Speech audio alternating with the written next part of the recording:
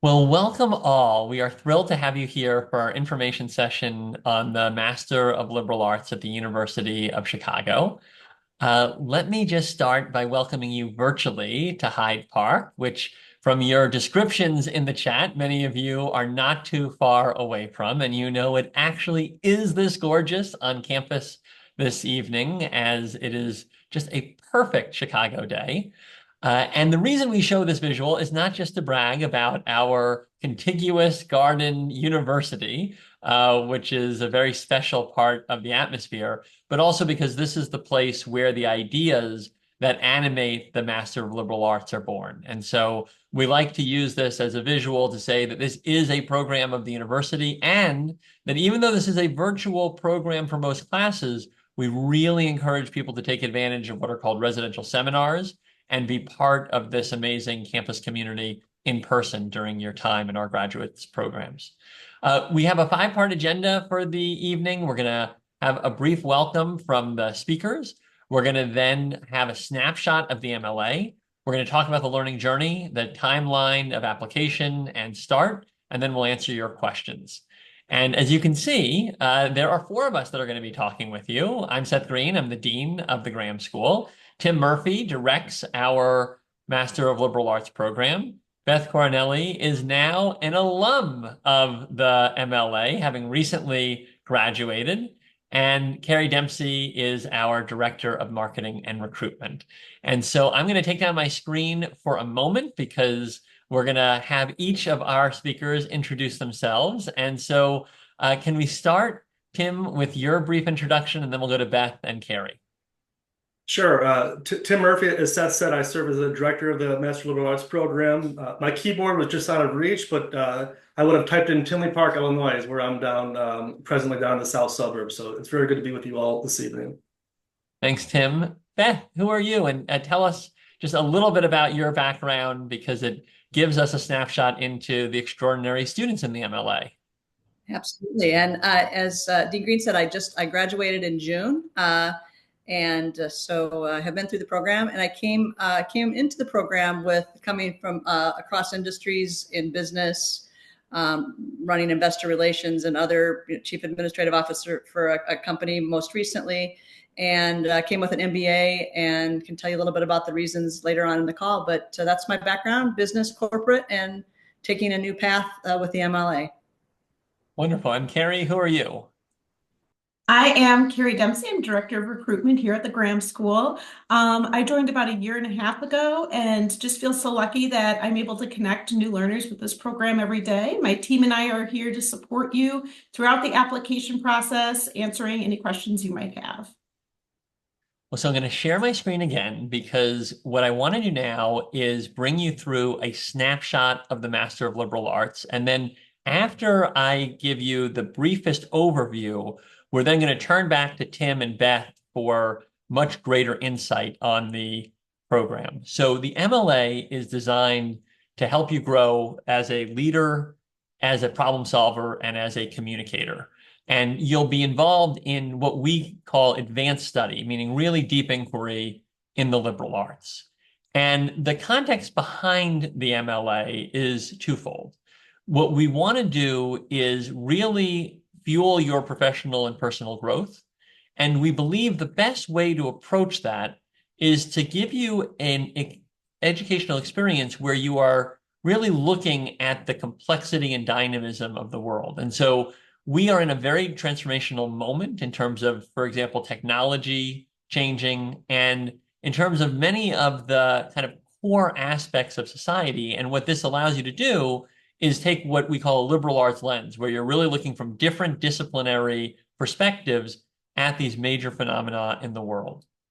We believe that when you finish this, what we sometimes call a cognitive boot camp to advance your education and your career, there will be three differences in terms of how you are able to engage with the world.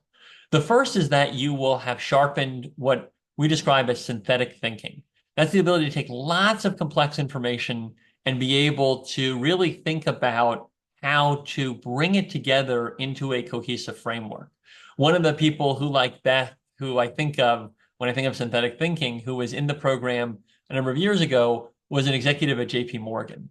And she was describing how right after she finished the MLA, there was a big disruption in the markets, and she had to present a very clear perspective on a lot of massive changes in a short period of time to executives at her company in her area of finance. And that it was very funny to her, but the way that she actually went about it was based on what she learned in her cosmology class. Because in that class, she had to take billions of years and write a summary paper of just 10 pages. And she really had to think about what matters over that time period and how to explain it in a really simple way. And she realized that she was doing this other work for her actual kind of complex financial job, that same kind of critical thinking sense of what matters, how do I really crisply explain it, was what she needed, and she was able to put together. And so that's the idea of synthetic thinking, being able to bring a lot of phenomena together and being able to simplify. And the reason the liberal arts are so powerful for that is because they are very expansive in nature, and often being able to bring it together requires that kind of framework. We also allow you to specialize in a concentration. And right now there are three, and we'll talk more about them: ethics and leadership, literary studies, and tech and society. And then the final piece that we believe that will really be material as you leave here is that you'll be part of a community. And we'll talk more with Beth about the community that she's now a part of as an alum, and how that really has accelerated the ability to see new possibilities as well as expanded networks, as well as been a lot of fun. So let me just tell you a little bit about who the students are in the MLA, and then we'll obviously be talking with one of them. So the MLA is a unique degree because it is for people that are typically later in their careers and lives and are really seeking both the life enrichment and the career enrichment value. And so what we found is that most of the people that come to the Master of Liberal Arts already hold a graduate degree, the most common being professional degrees like the MBA, a JD, or an MD.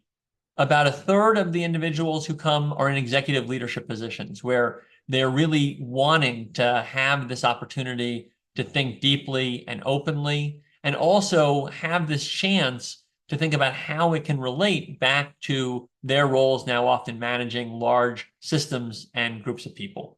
And then finally, on average, people are about 2 decades into their professional careers. In terms of attributes, we find that the people that are most successful in the MLA are deeply curious, are really committed to investigation and rigor, are innovative, and really love collaboration. And there are lots of opportunities for that kind of collaboration, both in the Socratic Classroom setup and in some of the projects that come out of the work. But why should I be telling you about the MLA when we have two far greater experts among us? And so I'm going to take down my screen. And Beth, I want to start with you. Can you talk about why you chose to pursue the MLA, especially given that you mentioned you have an MBA, and maybe after talking about why you chose to pursue it, talk about how you feel it may have complemented your MBA? Absolutely. Yeah, no, and it's funny. I looked at this program, Tim can attest to that, for some time, and a number of other ones. And it was at a stage, and it was, first of all, having a connection with the University of Chicago. The University of Chicago is just wonderful about pulling people into coming to, speakers. And I really took advantage of that over the years. And that's where I really got my introduction. And Seth mentioned the concept of community. And I knew from that sense that I'd love to be part of that community. And that's where, as I explored it from, I guess I even started looking at in 2018. So it's a bit of time. I looked at it before, but really the time when it worked for me within my career to do it, it was, the format worked really well. It was looking at the way, and I know you're going to talk a little bit about the structure on it, but the breadth of the classes that you touch on. And I think the concept of curiosity is really critical. I mean, I'm super curious about things and wanting to dig deep, and it was just perfect for that. And that's really what made me, as you mentioned, I have an MBA. So I've had that, the technical background, and this was something more. It was the something more. And to your question about adding on to the MBA, it's when you work in a company and with the skills that come out of an MBA, you're thinking about operations or finance or even, HR, any of it. And it's very okay, we're doing this, where going into a program like this, it allowed me to expand on that knowledge, but then also my critical thinking and thinking in a different way. Just like my MBA, when I did that 1,000 years ago, it helped me learn. I learned a new language, and I could, navigate in that world where this change really kind of went to my heart and soul of like, this is who I am, and expanded me as a person. And so, Tim, I want to come to you. That's a beautiful example, Beth, of kind of why you chose it and what motivated you. And I'm curious, Tim, if you could just, you see all of our students, maybe just give a sense of the different archetypes or different examples of the types of students who find their way to the MLA. Obviously, Beth being an example of a business leader, what are some of the others? Yeah, sure. I'd start by saying that the business leader category that Beth describes still represents our largest segment of students. Many of them already have an MBA, and in our program they choose to pursue the ethics and leadership concentration. I think we'll get to it in a couple slides. But even the ones that don't do that will say that our interdisciplinary curriculum has made them more creative and agile thinkers, that echoing that cognitive boot camp that Seth mentioned a few minutes ago. And so their leadership has been enhanced as a result of that. But I'm happy to highlight a couple other categories as well. One would be students that come from the tech field or tech adjacent professions. I'm thinking, for example, we have a student who's the chief tech officer for the Dallas branch of the Federal Reserve. And last year, we admitted two new students that are senior program managers at Microsoft. And so students like these, by virtue of their prior education or their experience on the job, they already have a solid understanding of the technical side of their field. They feel they've already mastered the what and the how of the technologies they deal with. So they're pursuing the MLA to acquire new perspectives on those technologies and gain the critical thinking skills and ethical frameworks to ask the why questions. And so obviously they gravitate toward our tech and society concentration. Two others quickly. One I would call folks in communication roles, which is admittedly a bit of a catch-all grouping for students from fields as diverse as marketing, publishing, strategic communications. We had a student who just graduated the quarter before Beth, who was still is an investigative reporter for the Chicago Sun-Times. So students like these, I mean, they're already very strong writers, but they come to the MLA to further hone the writing skills by being made to write in different subject areas. And finally, I would call a group the lifelong learners, another catch-all category, but a sizable percentage of our students are always here, not necessarily for a particular career goal, but for personal enrichment and growth. People who are interested in the world around them and come to us to pursue big questions with eminent UChicago faculty in a community of like-minded peers. Well, so you mentioned, Tim, that a number of people that may be coming from a business background are interested in the ethics and leadership concentration. And it turns out, Beth, if I remember correctly, you are someone who took the ethics and leadership concentration. And so, you've been in leadership, you were in the C-suite in your corporate career. You're now, I know in your consulting practice, a coach to many leaders and helping to think through a lot of these strategic issues. Can you just talk a little bit about how your MLA courses really helped you think about leadership and what you see as the value of a liberal arts education in the work that you do? Yeah, absolutely. And every class, it's interesting because every class is that way, that provided some nugget of information or experience that helped me from that perspective. And you're right, I do have the ethics and leadership concentration. As an example, you mentioned the residential seminar. I did a digital ethics residential seminar, which explored all concepts around, and my thesis was on an AI related topic of, so a really timely topic around how are we going to address issues that as leaders that we need to think through as well, not just leaders, but as people, but in general, I had neurobiology of the everyday life. I mean, and also another class where we had to synthesize down articles. So they're just skills, that you really are that push you and make you think through different scenarios and how you would react. And and you mentioned, some of the other students within the class.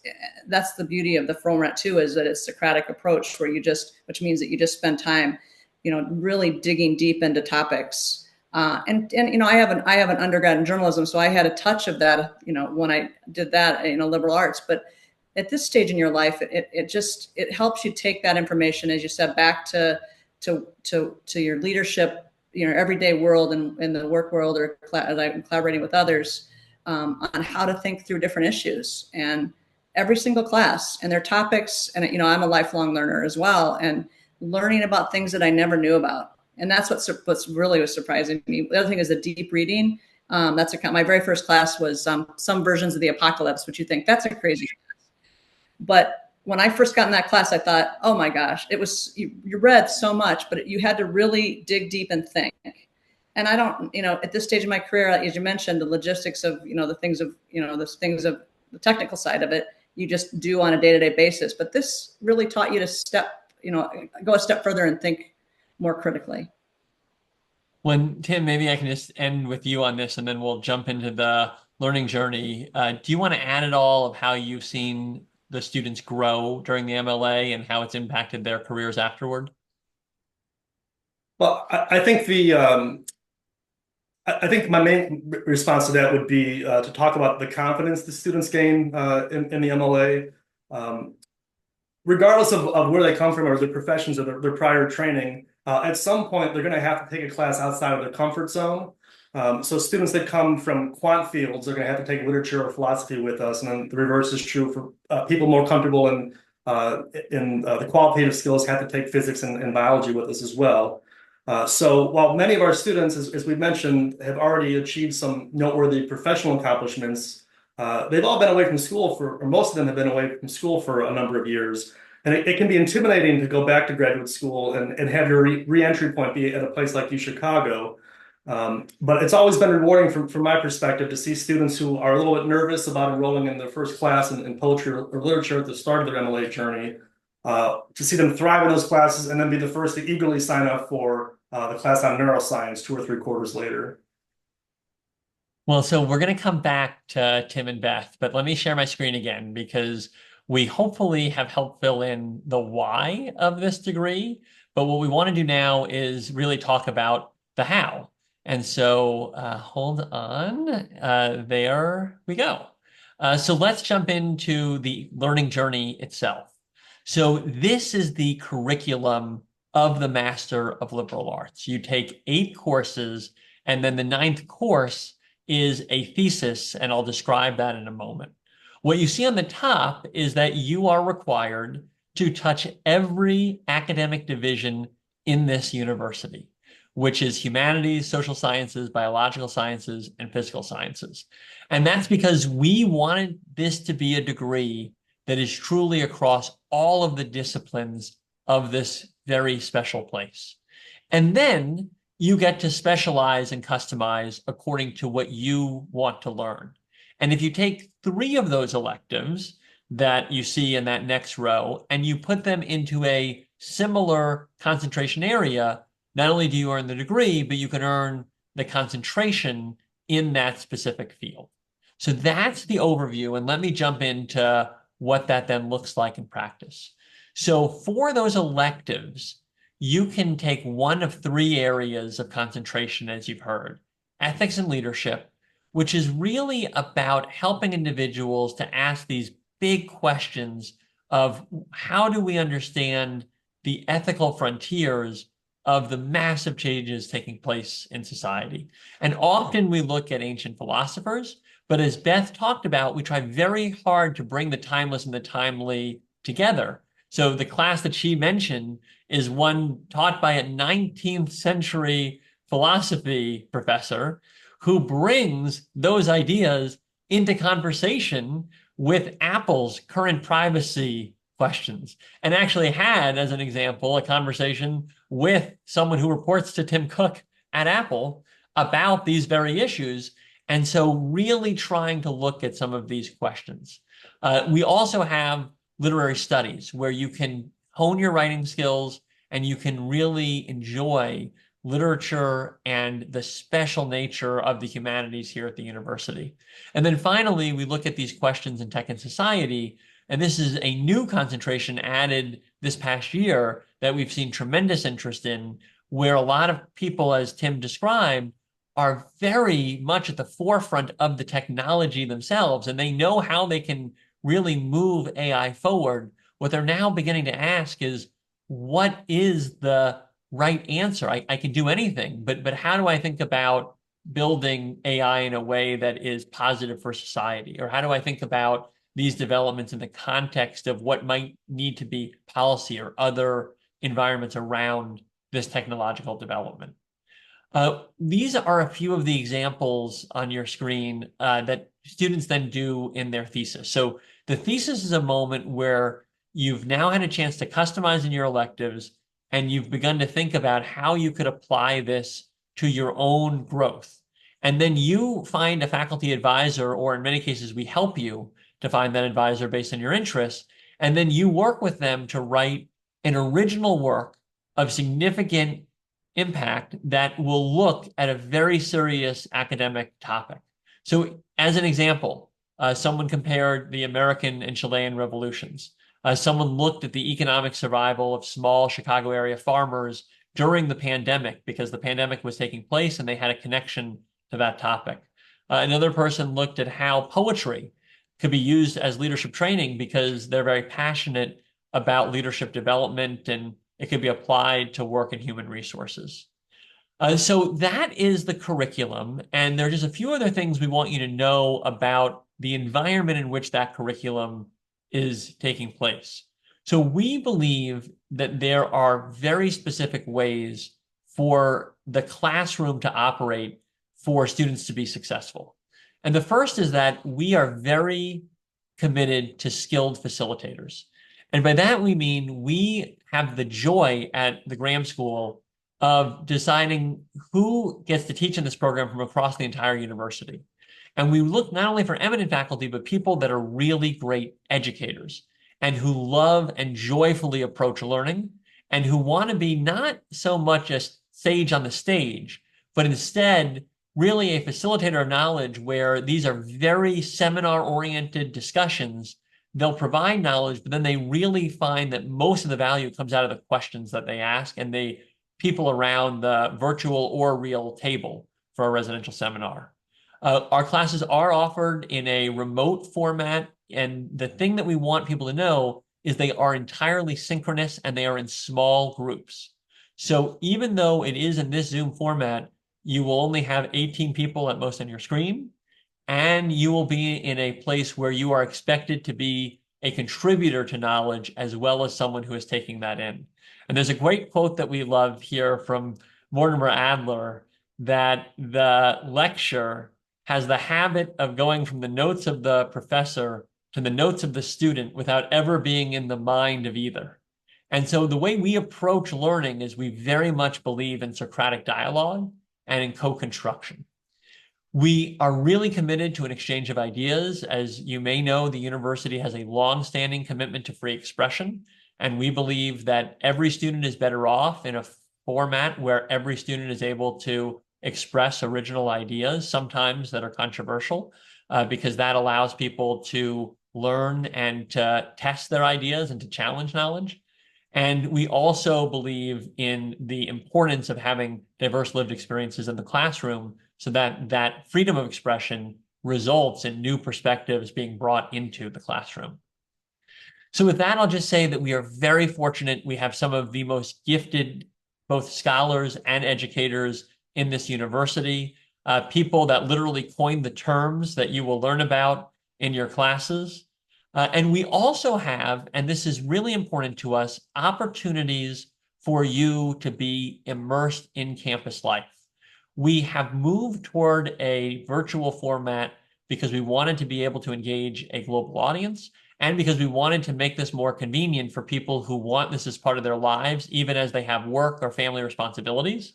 But we really do still believe that there is immense value in in-person education and to the connections that you build with peers in that setting.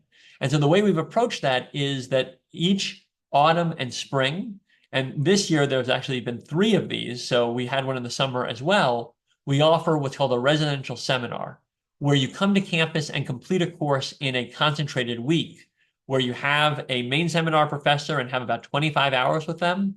Plus, you get to meet other faculty from across the university. You have social experiences together. And then we have a number of campus experiences that relate to the broader university's opportunities, like the Smart Museum, the Institute on the Study of Ancient Cultures, and other experiences. And our aim is for when you finish this degree, for you to feel a full and valued member of the university and to know many points of assets from an intellectual perspective on our campus. We are also very committed to this being a successful experience for people that may have had a different academic background and may have been out of school for a long time. And what we hear from a lot of people is, well, maybe I didn't do that well in my undergrad, but now I've had all this professional experience, but I'm afraid that I don't know if I will succeed in the classroom. And we do go through a rigorous process in selection, but once we have selected you, we really want to be in a place where we are confident that we're giving you the resources to succeed. So we have someone who is devoted explicitly to writing support. They are your advisor for your classes when you need help on your papers, as well as a direct person who works with you very closely on your thesis. We have an academic advisor from a faculty perspective, and then we have a lot of resources from the great university that we're a part of in terms of library, alumni network, and lots of in-person and virtual events. But here again, let me not be the one telling you, and we have 2 experts in our virtual room. So I'm going to come back to Beth and Tim. And Beth, let me start with you. With the benefit of hindsight, how would you describe your educational experience in the MLA? And maybe you could just talk a little bit about who was in the classroom with you. Yeah. I mean, I guess a little bit to start with the people in the class. It was a range, and different by. I mean, people were, the first thing that everybody had in common is they were completely engaged. Everybody came prepared. They read their materials, and it was so when you were talking about something, everybody read it and was involved and very much in the conversation. And it was the ability to, from a format perspective, it's to have those conversations was the best part of it. And I remember I took there was a class I took, pollution and climate and pollution. And what we did was we reviewed scholarly articles, research articles. You think, oh my gosh, that's so hard. But you work into it, and the professor is so supportive. And by the end of the class, you have a new skill. First of all, I have a new skill where I can synthesize a scientific article and have to present it to the class. But then it's like you're sitting around talking with a group of friends on a really, really timely, important topics. And that to me is the best part of it. And I think another is you had that slide that the different classes across the top, and that there's a variety, and each class from one to the other is so different, and such new pieces of information that you didn't know. And then, it's, there's readings, and, one question somebody might have is how, fitting in my everyday life. It's robust and it's work, but it's definitely doable. It's the kind of the right amount, just the right amount to do that. And like you said, the support along the way from your colleagues within your class and the professor. I did my thesis on a special project thesis, and I had the best advisor, and he just made it better. He made me smarter. Like, he would send me a note in my email he'd read my first draft and he'd say, hey, what about X, Y, and Z? I'm like, wow, that's really smart. And that's a great idea. Of course. I mean, he's the professor, but it was just having that level of support and feeling, accomplishment throughout the process. Well, and Tim, you have been around this university, both as a graduate level student, an undergrad, and now, leading this program for a number of years. Can you just talk about what you think makes the UChicago Classroom distinctive? Yeah, of course. It's already been said, but it's worth underscoring that the Socratic seminar is what makes the UChicago experience the UChicago experience. It's the primary mode of instruction in our MLA classrooms, and so classes meet live, even though it's virtual. It's synchronous as opposed to asynchronous, just watching lectures or something. And in that environment, especially with small class sizes where the conversation drives the learning, peers, fellow students learn from each other as much as they learn from the faculty member. I'm really fond of the phrase spirit of joint inquiry because it captures the dynamic of our classroom so well. There's disagreement and debate, of course, and you need that to move the group forward. But it's done collegially and productively with an eye toward getting the group toward a little closer towards truth of whatever the topic is at hand. It's worth noting that the faculty, especially in the MLA with the different students with different perspectives, different backgrounds and walks of life, the faculty are just as eager to be in that room as the students are to be part of the conversations that are taking place in that classroom. You mentioned a residential seminar. It's happening right now, and a couple hours ago I was talking with David Ray during the break. He's the professor leading the class on Homer, and he says this is the most fun he's had teaching these texts that he's taught for several decades in a long time, and it's because of the students being in the room together and exchanging ideas. Well, and so you have actually, been part of this, Beth, and I'm curious if you can talk a little bit about the intimidation factor, because, people picture this UChicago classroom that Tim's describing. And one of our big goals is to have enough supports for you that you feel, even though it is rigorous and investigatory, that you are supported, even in your case, as someone who's coming back after decades from being in the classroom. And so can you just describe the supports and how you felt as a student coming back, decades later for education?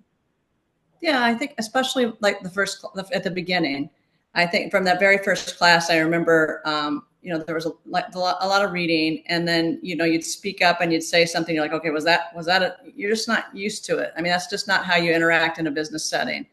And there are people who are really making, as the people in the class, well, that was a great observation. So there was a bit of that intimidation at the beginning, but just for a bit. Because an example, I had the person that was my advisor was also the professor at that first class. He just makes you feel so comfortable and comfortable, like making comments and asking questions and being part of the discussion that just went away so quickly. Really going through and asking when I don't get that, you feel comfortable. That's, I think, the way the Socratic approach is, that you're helping each other learn, is that you said that doesn't make sense to me, and that's just the norm. And like you said, the resources you mentioned there was the writing tutor for people that wanted help with papers and with their thesis, and there's just other resources, and Tim and team, and there's others from the team on here too that are just have your back throughout the whole program, and that's really important. And I can't say enough about that. Everybody, and especially Dean Green, just wants you to be successful and have a great experience. And one addition to my other comment too, you mentioned about the assets of the university. Just there's so much stuff. Like I get an email about all the lectures and different activities without the camp, that you just expand your thinking that way too. Just so across the board and within the university as well, the resources there to expand your thinking. So it's a great experience. We're going to come to your questions in a moment. Tim, anything to add on resources before we turn it over to Carrie to just go through the timeline and details of the autumn application process? Just a couple of things to highlight for resources for MLA students. Our program staff is deeply committed to student success. So we offer tailored academic advising and helping students keep track of the various administrative requirements, deadlines, and picking the classes they're most interested in and figuring out how they're going to work that around the quarter schedule. Faculty, I think it's worth mentioning as well, very committed to student success. They're very generous with their time, make themselves available outside of the class. Just to underscore the writing advisor, her name is Millie Ray. She's been with the MLA for maybe 6 or 7 years at this point. I always say that term writing advisor doesn't even begin to scratch the surface of what Millie does for our students. She's there to bore down to the nuts and bolts of grammar and at the sentence level, but she's also invaluable in helping students think through framing their arguments, structuring the paper, and ensuring that the students are saying precisely what they intend to say in the written work. And I could talk till I'm blue in the face about how great Millie is, but to sum it up simply, I'll say that every quarter I'll hear from a few students who reach out either to praise the support they got from Millie or to lament the fact that they didn't begin working with her sooner in their MLA career. Well, Beth and Tim, thank you. We're going to open up your questions to Beth and Tim momentarily, but we do want to just put out there the process itself, should you want to become a candidate. And so, Carrie, we will turn it over to you.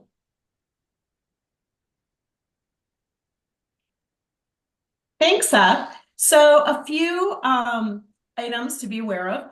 One is September 3rd is the application deadline for autumn. And while I know that sounds very far away, in a moment we're going to talk about all the different items in the process for applying. And you'll see there's quite a few steps that need to be taken. And first day class will be September 30th.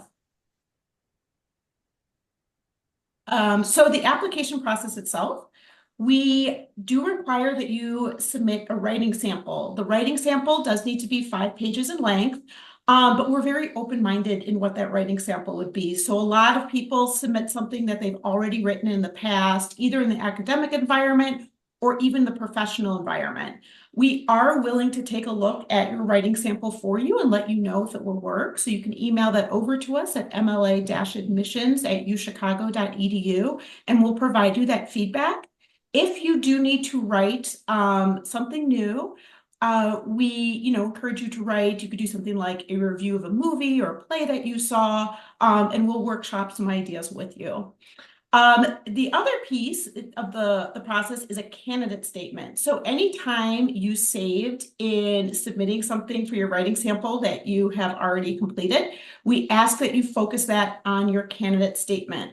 This is such an important piece of the application process. It really gives us insight into who you are and why this degree is the right fit for you.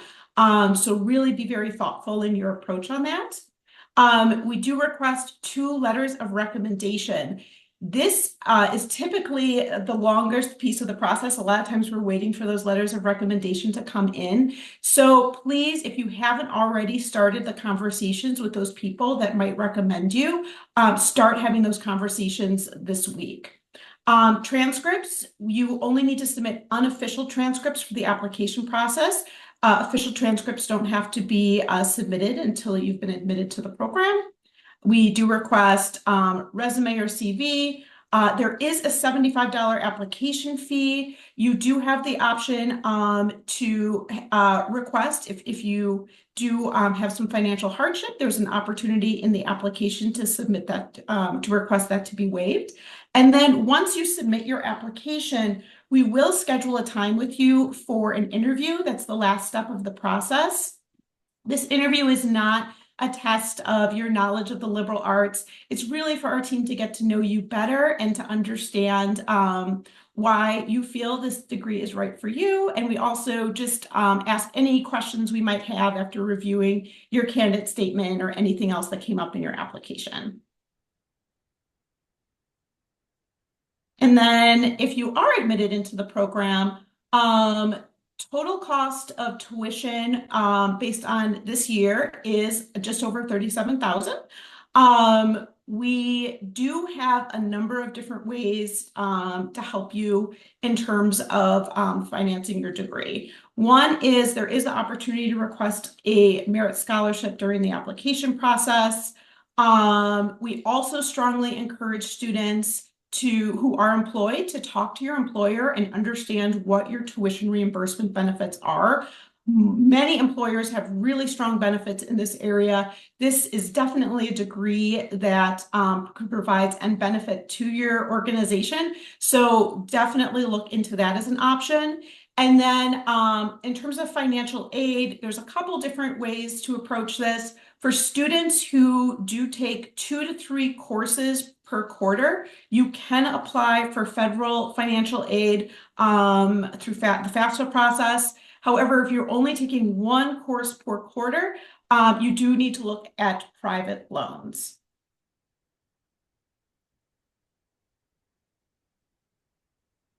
And now we finally move on to the question portion of our conversation today. So we're eager to hear from you and answer any additional questions that you might have at this point. And you can chat in your questions. You can just unmute and shout out your question. Yeah, Seth, we see you. Go for it. I just don't know what a TOEFL score is. I'm sorry, so that's English proficiency for students who may have be coming from a country that English is not their first language. They do have to take a test to determine their English proficiency. Sorry, I should have noted that. It is Gracias. optional though. De nada. Does the interview also need to be completed by September 3rd is a question in the chat, and I can answer that one because I know it. No. So you need to get your application in by the 3rd. That's one more reason that we need time. For those who are right at that 3rd deadline, which it turns out, even among accomplished individuals, we still end up with a lot of people who apply at the deadline, it turns out. So some things don't change. We work very quickly to get you interviewed and to make decisions. So it's their application in by September 3rd, although do anticipate that your interview will come up soon after should you be selected, because we do try to move forward on decisions and then give you a bit of time before classes actually start on the 30th.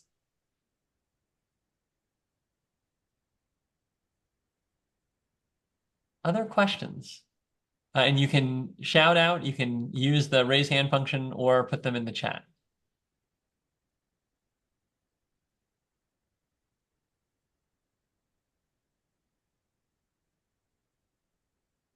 I will say this may be the only silence you see in the MLA should you ultimately apply and be a student, because the classrooms are very boisterous from my experience visiting. Just because I haven't really investigated yet, when are the classes? Are they evening classes? Are they different times? Yeah, I mean, I'll turn it over to Tim, but evening weekdays, but go for it, Tim. Yes, so classes meet for once a week in the evenings, 6:30 to 9:30, Monday through Thursday. They meet once a week for a 10-week stretch is an academic quarter. And then we also have classes on Saturday mornings, 9:30 in the morning to 12:30 in the afternoon. And all Chicago time. And Right. there is some global diversity that you see as a result of those times. So Saturday morning in particular tends to be one of our most global because it works for Europe and in some other areas. Other questions? And they go really fast. It's amazing how quickly the class goes. You can't, it's like, I can't believe it's already over. That's one thing you find too. And Carrie, you may know this. Lloyd Calloway asked the application deadline for winter quarter. It's early December. Kaylee, do you know the exact date of the winter application deadline? I think we said December 3rd. December 3rd. Okay. I thought that was, but I was like, oh, it's September 3rd. Could it be the same? Yes, December 3rd. Any other questions? Well, I will just close by saying that the Master of Liberal Arts is a very big priority for the Graham School. We think that individuals who want to have this advanced study in the liberal arts is the ultimate and quintessential, UChicago lifelong learner. And we have really invested in this program, and we are just in awe of the students that come into it and the experiences you all have. So thank you. Oh, and we do have one last question. So we'll put in the chat maybe where you can find the list of courses in the fall. But I will say that there are a lot of really exciting courses. I have no favorite children as dean, but there are occasionally favorite classes just based on my own intellectual passions. And I think this course coming up on philosophical reflections on leadership that looks from, MLK's drum major all the way over to, ancient philosophers and how they approach leadership, and then kind of intersecting that with some of the big issues that we look at today from a leadership perspective. Just a fascinating approach to think about how you bring those together, and very different than so many other places where leadership is talked about, where they give you kind of a, very simple cookie cutter framework. This is a much more open-ended and rigorous approach to the topic. All right, well, I think those are all your questions. Please know our team is here and eager to answer anything else that comes up in the future. And we look forward to potentially seeing some of you in class in the autumn. Thanks again for joining us. Have good evenings, everyone. And thanks, Beth, for taking time out as an alum to share your experience. Thanks, everybody. Thank you.